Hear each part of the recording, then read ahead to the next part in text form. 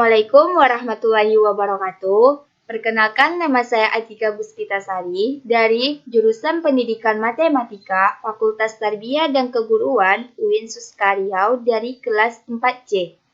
Saya membuat video ini bertujuan untuk memenuhi tugas akhir mata kuliah desain pengembangan kurikulum matematika.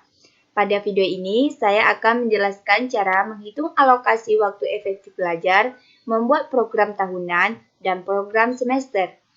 Dan sebagai contoh, kelas 7 SMP semester ganjil tahun ajaran 2019-2020. Dan kalender yang saya gunakan, kalender pendidikan dari Kota Pekanbaru tahun ajaran 2019-2020. Dan buku yang saya gunakan, buku matematika kelas 7 semester ganjil K13 edisi revisi 2017. Nah, selanjutnya,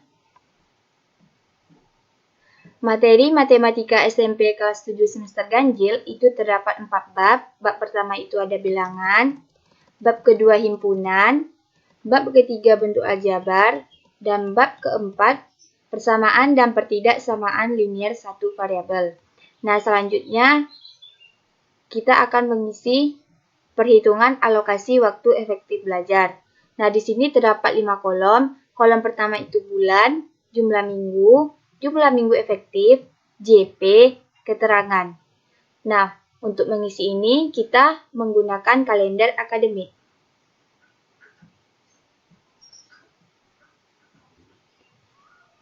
Nah, pada kalender akademik ini, pada bulan Juli itu terdapat 4 minggu.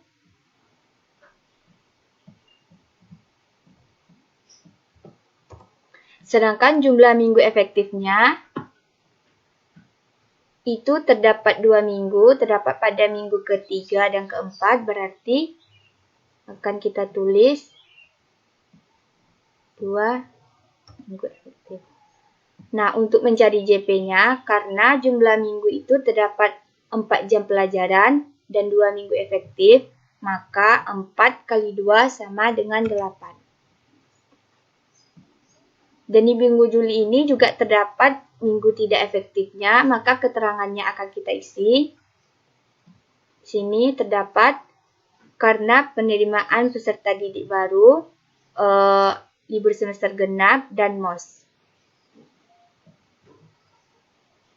Di libur semester genap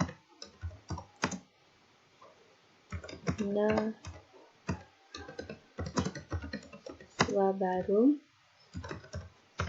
dan MOS. Nah, pada bulan Juli ini sudah kita isi semua dan dia akan begitu seterusnya. Nanti dia akan jadi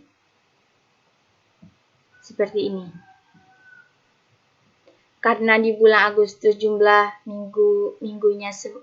karena di bulan Agustus ini jumlah minggunya semuanya efektif, maka keterangannya tidak kita isi. Begitu juga dengan bulan Oktober dan November.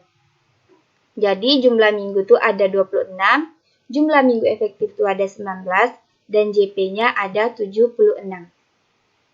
Selanjutnya kita akan mengisi ke program tahunan. Di sini terdapat 5 kolom juga, ada semester, kompetensi dasar pengetahuan dan keterampilan, materi pembelajaran, alokasi waktu, dan keterangan. Nah, di sini telah disebutkan semesternya semester ganjil. Nah, untuk mengisi KD-nya ini, berdasarkan buku yang kita pakai, buku kelas 7 semester ganjil K13 edisi revisi 2017. Nah, di sini sudah terdapat KD bab pertama, akan kita copy.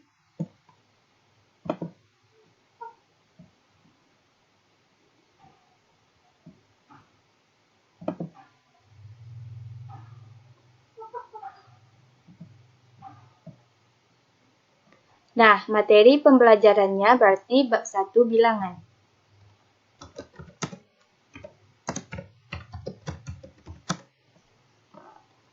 Untuk mengisi alokasi waktu ini, itu berdasarkan kesulitan materi dan jumlah sebabnya. Bab 1 tadi kan berjumlah 8 bab, yang materinya juga cukup lumayan banyak, jadi saya menggunakan 22 jam pelajaran. Jadi ada 22 JP. Dan begitu juga seterusnya. Nanti dia akan jadi seperti ini.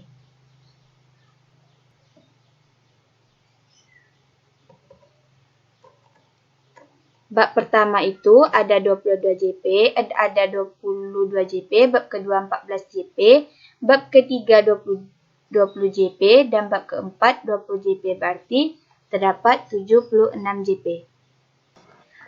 Selanjutnya yaitu program semester. Di sini terdapat tabel, ada kompetensi dasar, bab subbab, jumlah JP, bulan, dan keterangan. Nah, di sini kita dapat melihatnya ada yang berwarna, ada yang tidak. Nah, yang berwarna ini merupakan minggu tidak efektif, sedangkan yang berwarna putih ini merupakan minggu yang efektif. Nah, untuk yang mengisi KD-nya ini sesuai dengan program tahunan kompetensi dasar. Nah, sedangkan untuk mengisi bab subbab ini, bab 1 bilangan, itu terdapat materi 1.1 membandingkan bilangan bulat. Akan kita copy.